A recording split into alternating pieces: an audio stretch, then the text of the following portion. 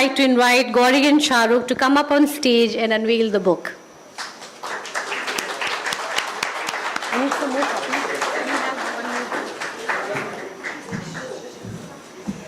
Congratulations again, Gauri. Hi. You have one.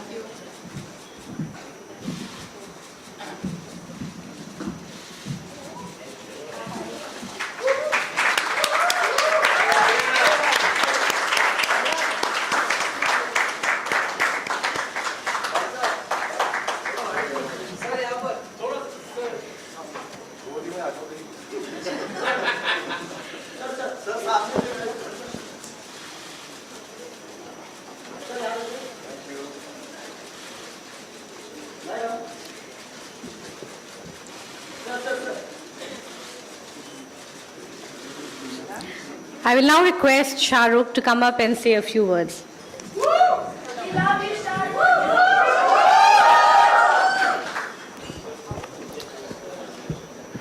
First of all, thank you very much, Taj, for hosting us. Thank you, Penguin, and the team at Penguin for doing this for Gauri and all of us.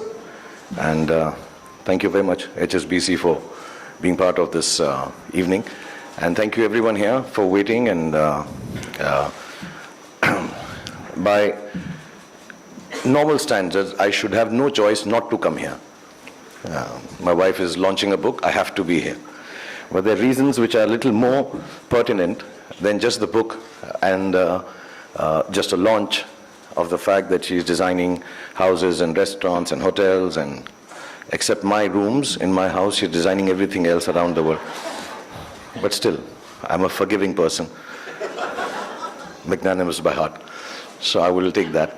But having said that, the book does contain a few things that I would like to mention, even though it may sound strange because she's my wife and we've been married to each other for over 30 years, and it becomes the duty of a husband to talk like this, but only as an individual, because me and Gauri have known each other. She was 14, I was 18, and we've known each other for years.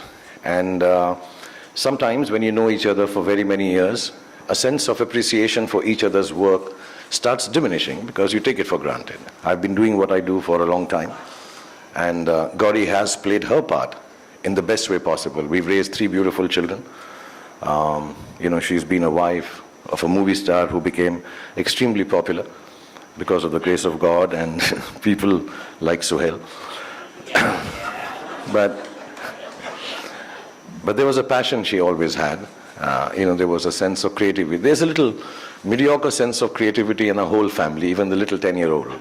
We do dabble with paints, we do think we can do a little bit of music, little, not outstanding. And Gauri was also part of that journey, that she's always been a little creative about things, how she would do a space or do a little drawing or a painting. And I think for about 25 years of her married life, or at least 23, 24 years of her married life, we were just so busy settling down in Mumbai, and this overwhelming response we got from the profession that I am in, just to deal with it and lead a normal life, bring up children, that she never realized that there was an aspect of hers which needed to have some kind of life or some kind of, give vent to it. This book, I think, stands for all that. It doesn't make a difference to all the youngsters, all the people who miss out on a dream of their life to be creative. You can start at any age. I think Gauri started mid-40s. 40, okay, only 40. She's 37 now. In our family, we age backwards. So yes, at 40 she started doing this, at a time when I even told her that, listen, should I be helpful? I have some friends, we can talk to them. And she said no. She started a small 10 feet by 10, 20 feet shop somewhere down in Parel, Lower Parel. And she worked it all out on her own and continued doing what she does. And when I asked her now, years later, because she is genuinely the busiest person in the house now, compared to me, my son, my daughter and the little one and my sister. And we're like, what are you doing the whole day and why do you keep doing so much work? And she says, because it satisfies me. And I think this book stands for that you follow your dreams, do what satisfies you. The material end of it all is not so important. We have dinners at home, which is we don't have any choice in that. We all have to have dinner together. And on those dinners, we discuss how was your day at work. And at the end of the dinner, the discussion is, it was a satisfying day. Because she believes a satisfying day is a happy day. And at whatever stage, whatever age you are trying to follow your dream, at the end of it all, it's very important to follow that, is what we've learned from Gauri. And I hope everyone who reads this book, of course it's got lovely designs, it's got pictures of the family, it's got some stuff written in it which I don't understand at all. But it can augur well for people who feel that the dreams have passed them by, and they can come back to it and try it at any age without any formal education, which she could not get because she got married very early, but still make something come out of it which makes you satisfied. So thank you, Gauri, for giving us this mantra of success to the family. Thank you, Ashwarya, and thank you everyone at Penguin, and thank you for all of you to come here and be part of this. I'm extremely happy and I'm extremely satisfied that I'm here when she's launching this book. Thank you very much.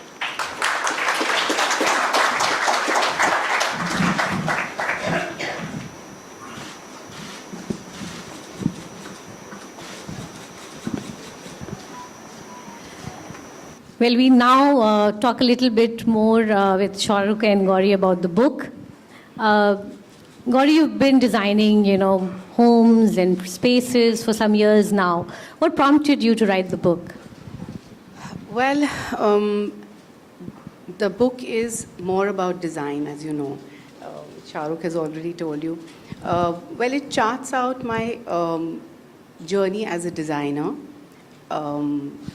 Anyone who's interested in design or they want tips on interior decorating their homes.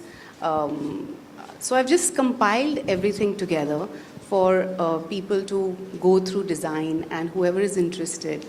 And basically when I chose this profession, designing homes, bringing them to life was extremely satisfying, exciting, and seeing a smile on the client's face it just gave me so much joy that I enjoyed it so much. I said I have to pen down all those thoughts and all the designs all under one book. So I decided to just have it all together in this book. So that was the reason to just have this book put together. Yeah, and looks gorgeous. You also mentioned in the book that probably the first project that you worked on was to redesign your Delhi home. And you also designed Mannat, where we currently live with Shah Rukh and the kids. So what are your favorite spaces, Shah Rukh? May I interject? Is it okay if I talk in between, or it's Yes, no, it's a conversation, so please butt in. If it's a show, I can just sit and look pretty. No, I was going to ask you, this question was for you, and both of you can chime in. Okay, I just want to say that, when we bought the house we live in now, it was way beyond our means. And being from Delhi, one was used to living in bungalows. One did not realize that Mumbai has a whole system where apartments are even more expensive and bigger, but we are not used to it. Not because I was very well off, it's just that everybody in Delhi seemed to have a bungalow. And we'd come from there, and we used to live actually to the house next to Taj, right here, Millie, and which was my director's house. He had lent it to us and said, you stay here as long as you're making films. And we had not too much money. So as soon as we mustered up some money, we said, we'll go and buy this bungalow. And it was way beyond our means. But we managed to buy it, which was one thing. And then you had to rebuild it because it was quite dilapidated and kind of broken.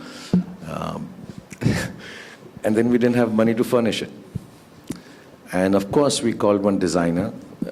The lunch that he served us, telling us how he'll design this house, was way more than the salary I used to earn in a month.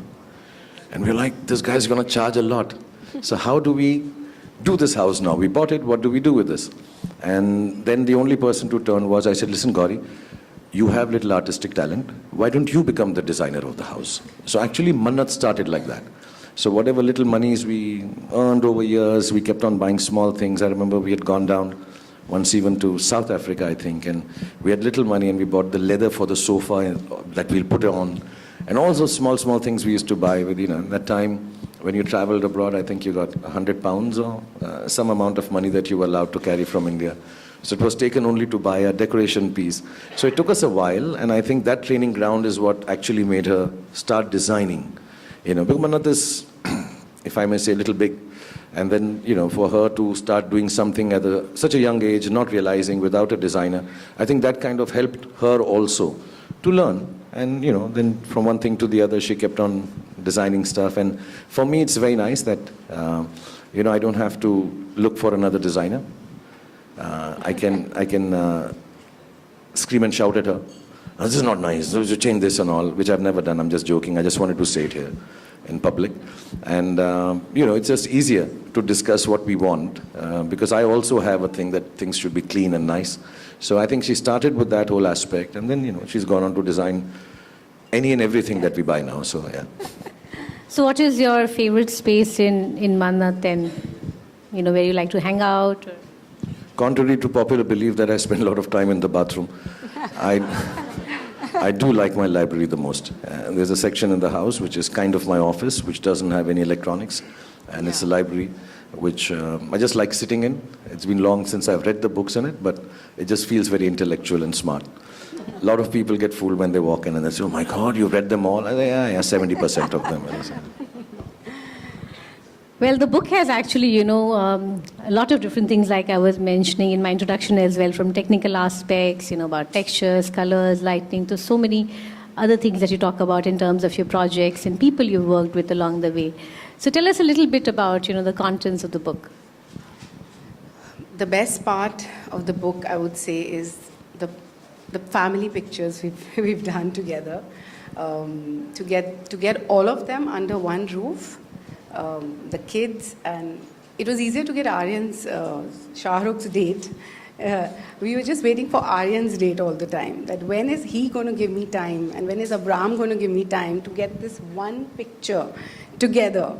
So that's what I've really enjoyed, apart from design. And I believe you did that twice. Yes. Right? Because there was one photo shoot that we did before the pandemic, and then there was a little bit of gap because, there was the pandemic, and Gauri said, but he looks very different now. He's grown up. Yes. So